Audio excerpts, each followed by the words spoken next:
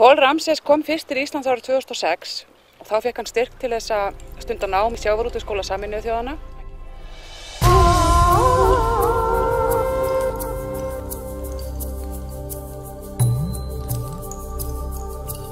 Hann kemur náttúrulega úr Nyanza héraði sem niðri við Viktoríuvatn þar sem ein af aðal atvinnugreinunum sjávarútvegur. Og hann var hér í einhverja mánuði og stundaði nám við Háskóla Íslands. Þetta gerist 2006, 2007 fer hann síðan aftur heim og þá eru í uppsiglingu forsetakosningar í Kenía. Og Paul hefur afskipti af stjórnmálum.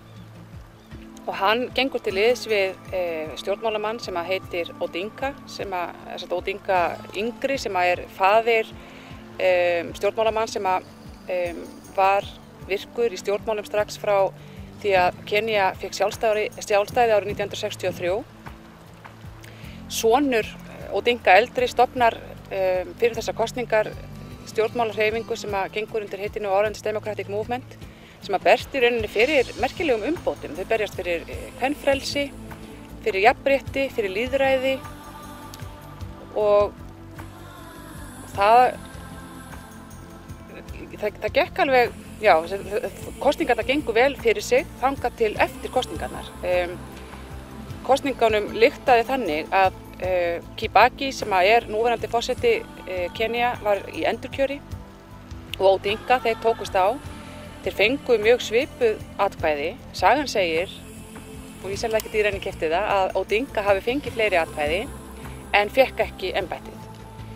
Og þetta verður til þess að það verða mikil róstur í Kenía og sérstaklega á þessu svæði sem við erum að fara að heimsækja í Nyanza héraði í kringum Kisumu sem þriðja stærsta borgin í Kenía, þar sem Luo-fólkið sem ættbálkur Paul Ramsés og Odinga og Obama, forseta Ameríku, þar sem þeir eru fjölmennastir.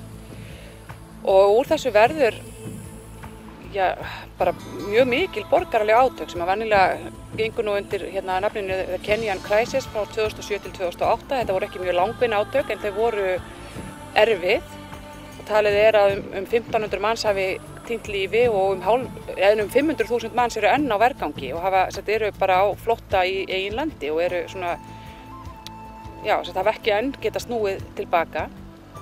Og Paul lendir í hringiðu þessara átaka. Hann handtekinn og tekinn til fanga og honum haldið föngnum í einhverjum 3 daga þar sem hann pyntaður mjög illa og nær þegar honum sleppt að flýja til Íslands.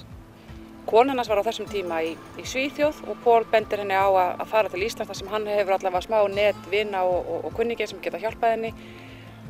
Fólk sem hann kynntist meðan á Íslandsdvöl hann stóð og hún gerir það og Paul kemst svo hingað töluvert síðar.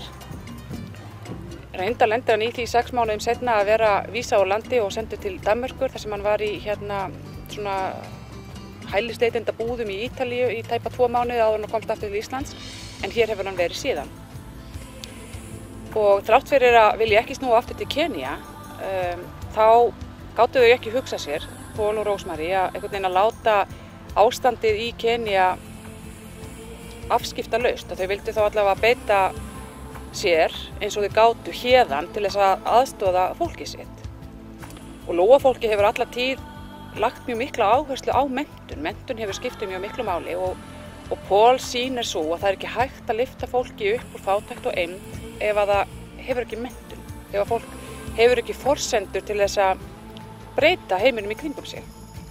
Þannig að þau stofnuðu þessi samtök, Tears, Children and Youth Aid, sem eru strangt til tekið kristileg samtök og hafa smátt og smátt með aðstoð vina frá Íslandi, reyndar ekkert óslega stórs hóps fólks, verið að styðja börn, alltaf fleiri og fleiri og nú þetta 300 börn sem þau styðja til náms, auk þess sem þau vinna með rétt tæplega 100 ekkjum konum sem hafa mist mennina sína, mjög gjarnan úr HIV, úr eyðinni.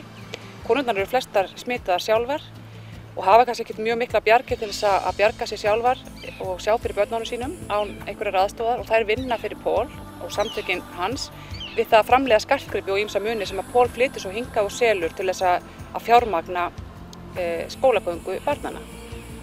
Og mér finnst alltaf svo dásamleg sagan af því hvernig Pól og Rósmary byrjuðu þetta skólaverkefni sem við erum að fara í rauninni að ljúka með því að opna formulega skólan. Að þeim fannst þau leigðu aðstöðu til þess að vinna með krökkunum sem á öllum aldri, alveg upp í 14 ára. Og þeim fannst þetta svolítið blóðpeningar að vera alltaf að borga þessa húsaleigu vegna þess að eins og við vitum að það kostar ekki mikið í íslenskum krónum talið að halda einu barni uppi í námi í heilt ár.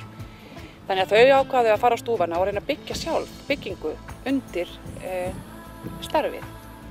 Og í 6 mánuði fóru Pól eða Rósmary niður í bæ, í Reykjavík, Hafnarfirði, Kópavogi og söfnuðu flöskum og dósum.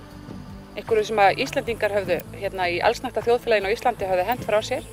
Þessi fóru þau og söfnuðu og það tók þau hálft ár að safna nógu miklu til þess að geta keypt land niður við Viktoríuvatn til þess að byggja skólann sem við erum núna að fara að opna. Og í rauninni hefur þetta verið mjög lítill hópur Íslendinga sem að hafa lagt lóð á vogarskálarnar. Það náttúrulega þessi frábæri hópur krakka úr Verslunarskóla Íslands, 10 manna hópur í grunninn sem hefur leitt verkefnið og safnað bróðurpartinum af þeim peningum sem þurfti til þess að byggja þessa byggingu. Síðan hafa komið hópar frá Akranesi sem hafa lagt verkefninu lið líka. Ég nefni skátahóp sem að Pól vann með hér á vordögum og þau héldu markað og söfnuðu pening. Pól kom líka og vann með hópi barna og kennara í Brekkubæjarskóla á Akranesi á þemadögum og krakkarnir lærðu að syngja og dansa á Swahili og síðan bjugguðu til skartgripi sem þau seldu á þemadögum til þess að styðja verkefnið. Og síðan eftir að við tókum okkur saman þessi hópur fólk sem núna að fara til Kenía, þá hafa margir lagt lóð á vogarskálarnar og stutt okkur með því að annarkast að kaupa vindsængur sem óskað var eftir frá Kenía eða bara á hvern hátt sem þau geta með því að styrkja okkur og styðja. Og þetta í rauninni sá hópur sem hefur afrekað það núna að á frekar stuttum tíma byggja þennan skóla. Og þetta kveikir manni dálítið eldmóð að sjá hversu miklu fáir einstaklingar á Íslandi geta áorkað ef við tökum okkur saman. Og við náttúrulega vonumst til þess að fara út og sýna hvað fólk er að gera og hvað koma á samvinnu við vini okkar í Kenía og náttúrulega halda svo bara ótrauð áfram. Nú erum við að opna 100 barna leikskóla. Við eigum eftir að byggja líka grunnskóla og ég veit að héraðsstjórnin í Nyanza héraði í kringum svæði þar sem að Pól og Rósmary vinna óskuðu eftir því við Pól að þessi skólabygging yrði notuð sem ákveð framhaldsskóli vegna þess að það einhvern veginn að lítill hópur fólks í litlu þorpi skildi fá þessu áhorkaði hefur kveikt áhuga og von hjá öðrum í Nyanza að það sé hægt að vinna bug á þessu skorti á menntunarúrræðum og fátækt sem þau búa við. Að þau geti tekið sér saman og breytt einhverju þó að ríkisstjórnin eða einhverjar öflugir Keníamenn séu ekki með þeim. Þannig að frá því þanniglega séð held ég að líka að koma okkar geti svolítið blásið fólki eldmóð í brjóst að gera þetta sjálf.